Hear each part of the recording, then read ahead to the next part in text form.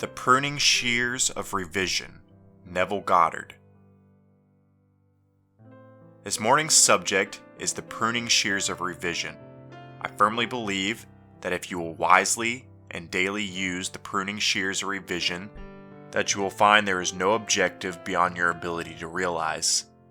And I mean that seriously, no objective beyond your ability to realize. When I was a boy of 7, a lady said to me, "I have had a vision concerning you. I'll make it now very, very clear to you.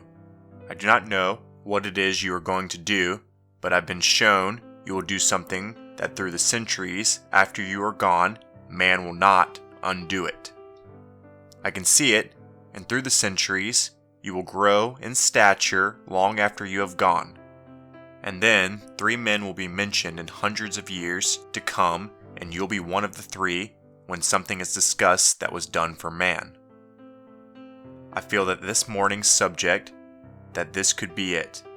That if I never said another word, and you heard it, and believed it, and really used it, this would be the planting that would spread from us here that tomorrow could not undo.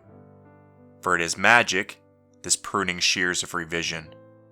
It really is not only the achievement of objectives, but if you do it daily, it will awaken in you the spirits of Jesus, which is continual forgiveness of sin. In this teaching, the sinner should always go free. You will never condemn him, for when the Spirit is awake in you, you will realize in him there is no condemnation, only forgiveness, and forgiveness is not as man of the world thinks when he omits the actual execution of his revenge. What we mean by forgiveness, the identification of the other, that we would forgive with the ideal that other wants to embody in the world. And so we do to him what we expect or would like the world to do to us. So whatever I myself would like to embody, that is the vision that I must hold of every man that I meet in my world. That no man is to be discarded, every man is to be redeemed, and my life is the process whereby the redemption is brought about. And I do it by simply identifying the other with the ideal I want to externalize in my world. Now we will go back to the 2nd of Genesis. It is said, "And God placed man in the Garden of Eden to dress it and to keep it." When you read the story, you think it happened thousands of years ago. I have come to tell you it is now. You are now in the Garden of Eden, and you think you are shut out or banished. You are in it, and the garden is your mind. But you need, like every gardener, you need pruning shears. For you have slept, as you are told in that 2nd chapter. Having slept, weeds have appeared in the garden, and the weeds are revealing themselves by the conditions and the circumstances of life. For your garden is always projecting itself on the screen of space, and you can see by looking carefully at your world what you allow to grow in the garden of God. But you have a mission, you have a purpose. It is not to amass a fortune. You can do it if you want to. It's not to be famous. It is not to be some mighty power, but simply to tend the garden of God. That's your purpose. You are placed in the garden to dress it and to keep it, that only the lovely things grow in the garden of God. Now every man in the world is rooted in you who look out and see the world. Every man is rooted in me. He ends in me as I am rooted in and end in God. Because he is rooted in me, he cannot bear other than the nature the roots allows. So he is in me, and any changes desired in the outer world can be brought about only if I change the source of the thing I see growing in my world. You see yonder fields. Don't be surprised when you see a sesamum. The sesamum was sesamum. The corn was corn. The silence and the darkness knew, so is a man's fate born. So don't judge it, because you are the source of the thing that you are beholding. Now turn within and prune it by using these pruning shears of revision. Now this is how we do it. At the end of my day, I review the day. I don't judge it, I simply review it. I look over the entire day, all the episodes, all the events, all the conversations, all the meetings, and then I see it clearly in my mind's eye. I rewrite it. I rewrite it and make it to conform to the ideal day I wish I had experienced. I take scene after scene and rewrite it, revise it, and having revised my day, then in my imagination I relive that day, the revised day, and I do it over and over in my imagination until the seeming imagined state begins to take on to me the tones of reality. It seems that it's real, that I actually did experience it, and I have found from experience that these revised days, if really lived, will change my tomorrows. When I meet people tomorrow that today disappointed me, they will not tomorrow, for in me I have changed the very nature of that being, and having changed him, he bears witness tomorrow of that change that took place within me.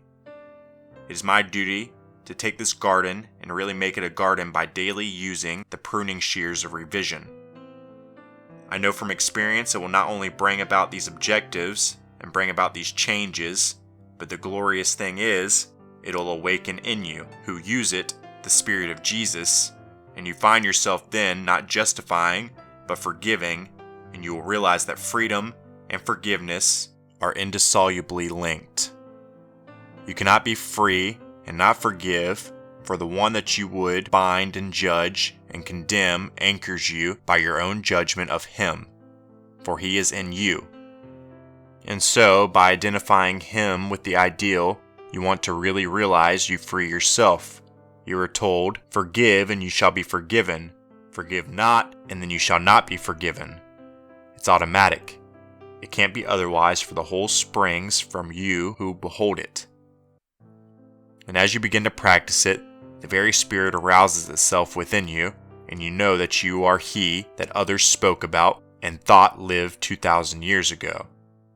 So, when you realize it through actual knowledge. You know it, no argument. You don't tell others. You know that you are he. And then you will read the words in the 9th of Hebrews. He appeared to put away sin by the sacrifice of himself. And you will know you are the one that put away sin by the sacrifice of self. And by the sacrifice of self, it's not being a brave one who throws himself in the line of fire to protect a brother. It doesn't mean one who gives his body to be burned, one who's nailed on a cross, but the self of man is the sum total of all that man believes and consents to as true. So that's the self that is sacrificed. I heard of this lady, and she would make some man a wonderful wife, and yet she is unwed. She desires to be the companion of a great noble person, but she is unwed. I heard that. That becomes a part of myself. That's my knowledge. I must sacrifice that self so that that aspect of my being may be as happy as I am, and those in my world are. For that's the self I must sacrifice and put away sin. For sin to the mystic means missing the mark. It doesn't mean the violation of certain codes, unless of course you have a mark and the violation fell short. But sin to the mystic is simply haying an aim in life and failing to realize it. So when you miss the mark, you have sinned. So he appeared to put away sin by the sacrifice of himself, and knowing that himself is only all that he consents to, all that he accepts, all that he believes to be true, then what am I believing concerning that one, he is unemployed and he can't find a job? I'm believing it.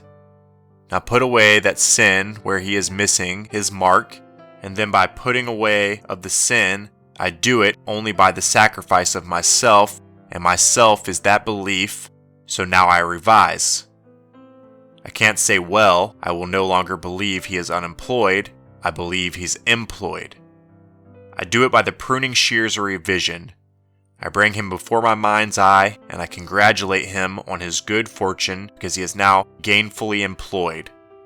I allow him to accept my congratulations because I do not see a man unemployed, I see him employed, and he knows he is in my mind's eye, for in that state I have pruned him from the unemployed state and once more reshaped the branch that grows in the garden of God. Tomorrow people will see him as they could not have seen him before the pruning that took place within me, and he will be gainfully employed. That one is unwell, you prune that branch. You don't accept one thing in the world as final unless it conforms to the ideal you want to realize in the world. But you do it daily.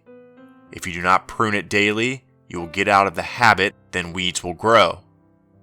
Every man who really is a gardener, who calls himself a gardener in the garden of God, for every day is the opportunity to really prune the tree, this wonderful tree.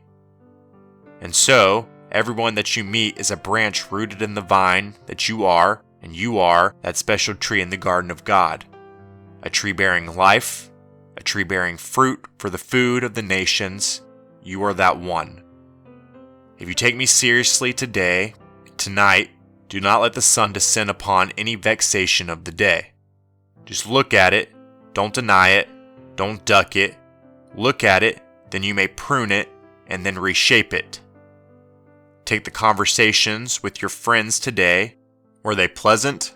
Were they arguments? No matter what it is, were they negative? Then rewrite the script and just imagine the conversation to have taken place that now you are rewriting for the first time. And it will take place for everything in your world that you behold, though it appears without, it is within, in your imagination. And this wonderful imagination of yours is Christ Jesus. Imagination is the actual habitation of every created thing. No matter what you see in the world, it springs from your imagination. So that's where you go. That's the workshop, the garden of God. And now you have a mission. You have a purpose in life. It's a noble purpose because you have been selected to really become the chief gardener in the garden of God. And in the garden, you must have pruning shears, and pruning shears is revision. You simply revise, and as you revise the day, you repel the day, for the day is not slipping into the past. It does not recede as people think. It is always advancing into the future to confront you, either pruned or in some strange weed-like state. So it's entirely up to us. I hope that every man and woman here today will take me seriously and start this day pruning your garden, pruning your mind. I know before I leave this city, in a matter of 2 weeks, that you will be able to tell me of the new things that spring in your world or that spring from the pruned tree that is in your own lovely imagination. You try it, then you will know what Blake meant when he said, "In heaven, the only art of living is forgetting and forgiving." The only art of living is complete forgetfulness, by putting something in its place, no vacuum, but putting something in its place. So when you read these strange stories that you read in the daily press, you simply ignore them. They mean nothing. Men who are calling themselves leaders, shepherds of the flock, they excommunicate not just one religion, all religions. The leaders take it upon themselves to excommunicate. Not knowing nothing is to be discarded. Not knowing a thing in the world can discard you, for it is forever. But it can be pruned and made to conform to the ideal image. The man who will not revise his day either does not know it, or he has lost the vision of that life into the likeness of which it is the true labor of the Spirit of Jesus that transformed this life. So you don't discard them. You take me this morning at my word. You owe me nothing. It cost you not a thing to come here this morning. You come, you give me your time, and I give you my time. But you go out and try it and start this day pruning that wonderful imagination of yours. Do you know someone that is evil? Stop knowing it by bringing him before your mind's eye and carry on with him the most wonderful conversation in the world. With a tender spirit, a loving spirit, and believe in the reality of this communion, because if you really do it, you are entering the kingdom of heaven, for you enter heaven by a loving, knowing communion with a friend. So make him a friend. No matter what he is, you can prune him, and then as you prune him, you are doing the work which you were sent to do for man. And you are that man. You are placed this day in the gardens of Eden to dress it and to keep it. Don't let it continue growing weeds in your world. You are absolutely responsible for every being you meet in this world. That's your responsibility. Just like the teacher we told you of who took this little child that was just about to be expelled. No, the child is not expelled because she heard what you are hearing this morning. So she brought before her mind's eye the child that the principal, the psychiatrist, and all the faculty had agreed unanimously to expel her on her 16th birthday. For she was rude, she was crude, she was unethical, and she went home on a Sunday night and brought that child before her mind's eye and communed with her and saw in her a tender child, a considerate child, a loving child. The next day, Monday, in class, she expressed all the kindness of that revision of the night before, and 10 days later, when it was seen and witnessed by all the faculty and the psychiatrist, another meeting was called and they repealed their verdict of 10 days before, and the child is not expelled. She still sits in George Washington High School in New York City, which is considered an excellent school. And there she is, with no black marks against her, because one teacher sat in the audience, as you are here, and she believed what I hope everyone here will believe, and she redeemed a branch of her own tree. She didn't realize the child was herself. She saw up to the very moment all the children that she taught in pure objectivity. Blind man sees the world objective to himself, something detached from himself. When man begins to awake, he sees everything subjectively related. Everything he meets is part of himself, and what he does not understand, still he knows that it is related by affinity to some as yet unrealized force in his own being. So he doesn't discard it. He knows his life is the process by which he will redeem it, and redeems it by using the pruning shears of revision. So I feel that if after these 50 years of walking this earth, this is what the lady saw when I was but 7, I could really close the eye on 3 dimensions at any moment, knowing you will not disprove it. You may never use them, but you will never disprove the art of revision. And any man who will try it will prove it to his own satisfaction that he can rise beyond the wildest dreams of men, and rising, he awakens the spirit of forgiveness. He will rise in the early stages and the successful venture. He will increase his income. He will do all these things, but he will realize after a little while that wasn't the purpose. They were only toys to tickle him, toys to amuse him until he awoke within himself the spirit of Jesus. Then he sees an entirely different mission. Not the amassing of wealth, but the redeeming of society, the redeeming of every man in the world. He comes to do his Father's will, and we are told in the 6th chapter of John, "This is my Father's will, that of all that he has given me, I should lose nothing, but I should raise it up again." Lose nothing. No, you don't excommunicate, you don't rub out, you simply raise it up again, and as you raise it up, you raise yourself up, and the journey is forever. You are moving up in an infinite vertical line in your own wonderful imagination, and you only move up by lifting others up.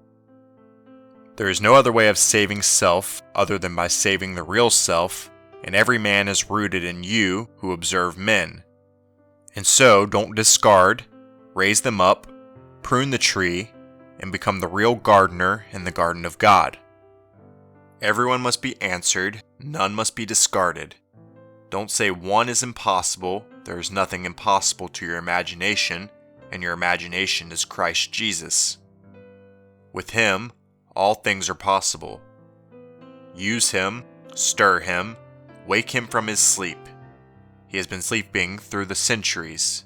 Because he has slept, he has dreamed into being all these strange, mishap states.